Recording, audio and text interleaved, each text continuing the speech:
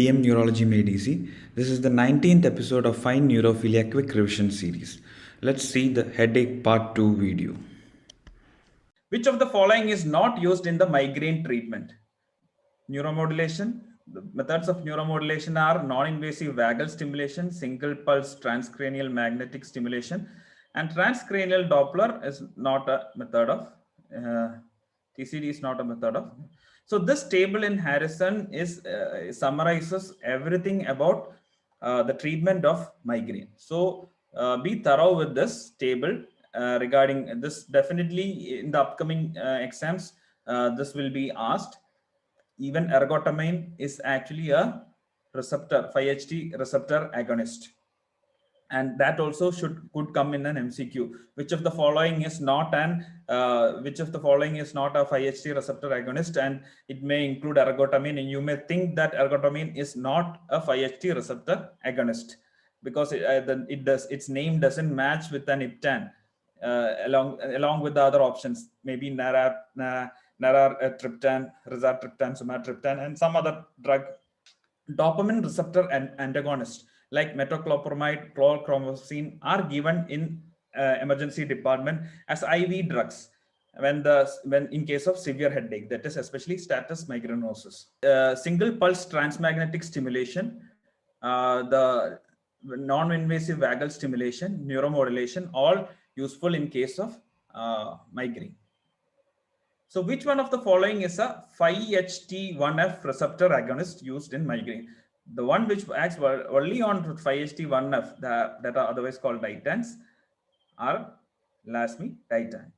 And also try to remember from that table which one is actually given oral and which one is given through nasal spray as nasal spray, because sumatriptan and zolmitriptan are given as nasal spray. Even ergotamine is given as nasal spray. Such kind of questions can also be asked. Most effective drug for chronic tension type headache. Feature less ones presenting and for more than 15 days a month, lasting for multiple months, are called chronic tension type headaches. And most effective drug, amitriptyline. This is from Harrison. This direct is there. It's from Harrison only. Only proven treatment is amitriptyline. This is the only proven treatment is amitriptyline. Which of the following is not a trigeminal? So main classification of this primary headaches is migraine, tension type, and the trigeminal autonomic cephalgia. So this is a pretty easy question for you. We'll just jump through this question. Which one of the following is not a trigeminal autonomic cephalgia? And the tension type doesn't come anywhere near this.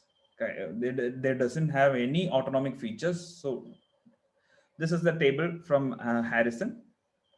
So these are the tension type headaches, which are episodic and chronic type, and the trigeminal autonomic cephalgias, which are the cluster, paroxysmal hemicrania, sunt, sana, hemicrania continua. Trigeminal neuralgia is not included under trigeminal autonomic cephalgia. That is a probable entrance question. At least one of the daily attacks of pain recurs at about the same hour each day. The patient finds that every time at about 6 p.m. he gets an attack of severe headache over his V1 distribution in the behind the eyes. Severe headache, and maybe he is having other headaches at other time, but he specifically sees that at the time of namaz or at the time of his class or finish of his class or during his exercise time, he gets this kind of headache. Then what do you think this headache would be? Study all the characteristic features of this headache which are pathognomonic for that kind of headache. So that distinguish that headache that could come in your question. Cluster, as I told you, there's a more common in males, and also alcohol can specifically trigger this cluster type of headache, and it has got also a seasonal association. It occurs at specific seasons, so it's like seasons around the year also. So once the cluster occurs at a specific season around the year, it could occur at the next season. So it's kind of a seasonal association also. So that is regarding cluster headache. It's a retroorbital headache, and at least one of the daily attacks of pain recurs at about the same hour each day for a duration of a cluster bout. So this cluster bout can actually have a seasonal appearance. So it recurs every year at the particular season. So this is actually one of the questions. This is actually a real life scenario. This is one of my neighbor's maid. So 39-year-old woman presents with episodic headaches. Her headaches are described as severe attacks of unilateral periorbital pain, which last about 10 minutes and are associated with ipsilateral ptosis, all the autonomic features, conjunctival injection, nasal congestion. She has about 5 attacks per day for majority of time, and they usually occurs only during the waking hours. There are no symptoms suggestive of an aura. What should be the first medication tried? Can you identify what kind of headache is it? First, we have any headache comes to you in the OPD or in a clinical scenario, we have to see what kind of headache it is. So is it a primary headache or secondary headache? At the one go, it's very difficult to see whether it's a primary or secondary. For that, we have to use these red flags. Look at and make use of the SNOOP, SNOOP, Snoop. That's why I had put the picture of Snoop Dogg dancing there. Trigeminal autonomic cephalgia, otherwise called TACs, are rare. So of these TACs, what do you think is this patient having? I already told you that cluster, they specifically will be in the question, that question content, the specific catch would be that it would be a male. Needn't be, but it should be a male. Definitely it should be a male. Clusters are more common in males.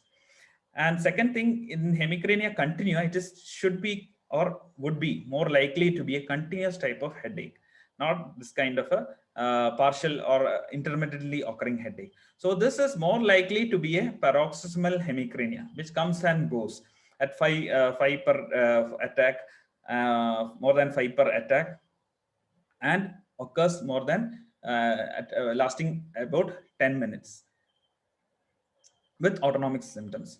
So indomethacin trial could be useful for this patient. And indomethacin trial, Indo test is actually intramuscular indomethacin being given to the patient and looking for the benefit. And indomethacin oral therapy, we can give it in this way. That is 25 milligram, 50 milligram, 75 milligram, 3 times daily, 3, 3, 7, or it can vary actually. Some texts say it different. But for this patient, I had given 25 milligram 3 times, and even with the 2 doses of indomethacin, she had significant relief in headache. Before indomethacin, you should make sure that her renal function is normal, and she is more prone to have severe gastritis. And also, indomethacin is prone to cause low pressure headaches. That it could reduce the CSF level. All this you have to keep in mind. So this patient had taken this indomethacin without having food, and afternoon she by about 11 she had some giddiness and all. So that kind of things can happen with indomethacin. So that also you have to. So which of the following, and I'll explain further about paroxysmal hemicrania after this question. Which of the following statements regarding paroxysmal hemicrania is not true? Tags are Sankt, Sana, which I haven't put much questions. You have to read. Paroxysmal hemicrania, hemicrania continua, cluster headache. Always make sure that in case of paroxysmal hemicrania, you do imaging of that patient. It could be due to some pituitary pathology, especially pituitary pathology. But pituitary pathology specific imaging, rather than going for pituitary pathology specific imaging, you should definitely go for imaging, that MRI imaging. It could be due to a secondary cause. So definitely you have to look for. And the one clue for the secondary paroxysmal hemicrania is that this patient will be resistant to even high doses of indomethacin. We are giving high doses of indomethacin. This patient will be resistant even to that, may require even higher doses of indomethacin. That is the correct statement. So indomethacin reduces CSF pressure. That is why it can even cause low CSF kind of headaches in that patient. So monoclonal antibodies, these are very newer ones. So these are likely to be asked in the upcoming exams. So one of them have come into market only in 2020, February 22. That is eptinizumab. This one has come into market only in February the 2020. and lots of them are new only. So you have to specifically, all look similar, all these maps look similar, some differences there to it. So monoclonal and rest of them except the map is actually CGRP receptor. So non-peptide small molecules are the ubrogepant and the remigepan. These two molecules, ubrogepant was approved in 2019 for acute treatment of migraine. Then came the CGRP monoclonal antibodies against the receptor. That is the aranumab, or what we call in the market is Aimovig, for prevention of treatment. And make sure you understand this fact: this is used for prevention of migraine and not used for acute treatment of migraine. You may think that these are injections, these injections will result in acute control of migraine. No, this is used for prevention of migraine. And these are the monoclonal antibodies targeting the CGRP molecule, not the receptor. So this is eptinezumab, which is the latest one. Then the fermanezumab, galcanezumab, etc. And galcanezumab has been approved for cluster headache also. That also you keep in mind. Aimovig, Ajovy, etc., etc. Aimovig is very famous. Ubrogepant is the 2019 approved for Ubrogepant, Ubrelvy. So which of the following statements regarding temporal arteritis is incorrect, which is false? Scalp tenderness is present, often to a marked degree. This is from, so reading the headache from Harrison, you have to know that the part one of the textbook also has one chapter on headache. Very small chapter containing about three pages roughly. That also has a part of headache, which covers a few secondary headache, like low pressure headache, a few paragraph, then this temporal arteritis, etc., etc. So don't just neglect that part. That also is needed, and questions has been asked from that part also. All these questions are direct questions from Harrison. Temporal arteritis, scalp tenderness is the mark, will be present, and the patient won't be able to comb her hair due to that. And this kind of difficulty is nearly present in case of what. Similarly, if it occurs in the V2, V3 distribution, you have to think of trigeminal neuralgia. If this kind of difficulty in brushing, difficulty in touching occurs in this kind of V2, V3, that is trigeminal V2, V3 distribution, think of trigeminal neuralgia. If it occurs up, then you have to think it is scalp tenderness, severe type of scalp tenderness, then temporal arteritis. Headache is usually worse at night. Whether it's true or false? Yes, definitely it's true. That's why patient won't be able to keep the head over the pillow. And it is aggravated not by hot weather. It is aggravated by cold weather rather than hot weather. Hot weather actually is a kind of relief for the patient. When it's winter, the temporal arteritis patient have severe difficulty because of pain aggravation. And head pain may be located temporarily in 50% of the patient. And headache is the most dominant symptom.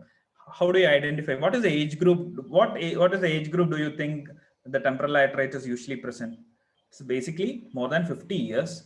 These are the criteria: new onset headache, temporal artery abnormality, elevated ESR, and abnormal temporal artery biopsy.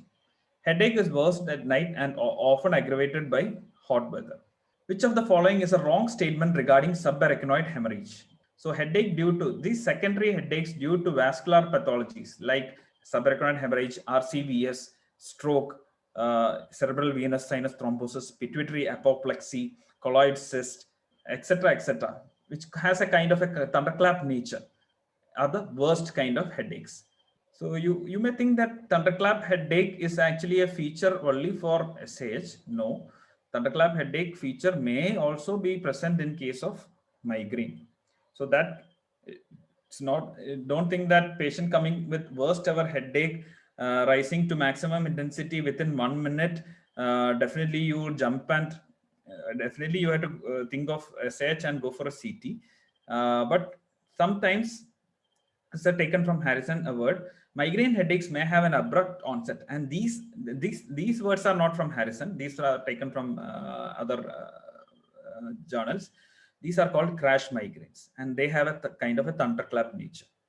So even clusters can have a thunderclap nature. So once a migrainer has a first headache, which has a worst type of headache, which suddenly aggravates, then we may think that it is kind of a SH mimic.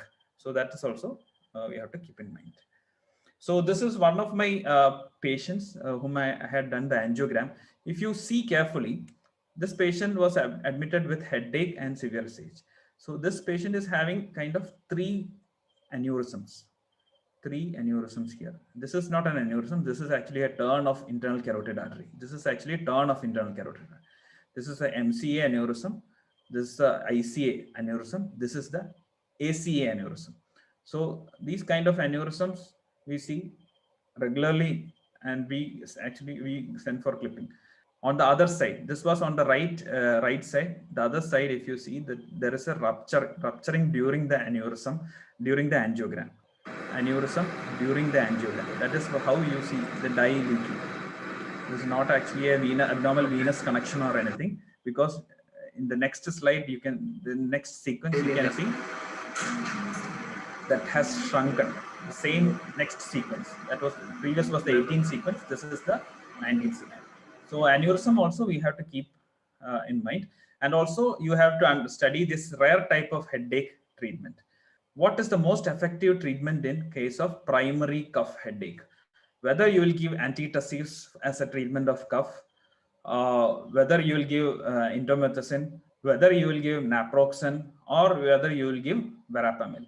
So primary headache, like primary sex headache, Valsalva headache, primary stabbing headache, these kind of nemelar headache, etc., you have to study. And hypnic headache, what is the treatment for hypnic headache? Lithium is used for hypnic headache. Or hypnic headache we treat with caffeine before sleep. Hypnic headaches are otherwise called alarm clock headache, which occurs at like particular time in the night, and the patient won't be able to sleep. And so such patients are given caffeine or asked to drink coffee or given lithium. So that is one treatment. And for this primary cough headache, you use indomethacin. So study this indomethacin responsive headaches thoroughly, because these are repeatedly asked questions. So I have compiled only mainly the repeatedly asked questions for your knowledge, and basically all are questions from Harrison. So, and always you should know my headache, migraine, etc. All headaches are not migraines, and this video should be useful for you in your clinical practice also. So a 14-year-old girl presented with migraines and severe pain on the right side of her face. Which of the following is the most likely diagnosis? Maybe that photo is not clear. I had taken from a journal actually. So now hope it is clear. So if you see this patient, there is actually one side, there is complete atrophy. I just added this question. So in this question, in any question you come across, you shouldn't be carried away with the structure. You just analyze the question properly. So it is not facioscapulohumeral dystrophy. No, less likely, because it doesn't cause a hemiatrophy of the face. You see carefully here, the patient is having hemiatrophy of one side of the face. That is a typical feature of Parry-Romberg disease. That is a typical feature of Parry-Romberg disease. Okay, so progressive facial hemiatrophy, and 15% of the patients have neurological disorders, of which most common are migraine type headaches. So such questions could also come, because for example, Sturge-Weber syndrome, the patient could have headache, glaucoma, or association. So it's not that headache is very uncommon or anything. It could be associated with any kind of disease. So I think I just briefed you about headache. Headache is a small portion. It is divided in two portions in Harrison, part 1 and part 2. Part 1 has just 3 pages and page 85 or something. And part 2, it's starts at the page number 3096 in Harrison. So read that part properly today itself after viewing this video. And don't keep it for tomorrow. Your clock should have always only one time, that is now, now, now, now. So with that, I will end this session. Hope it was useful for you.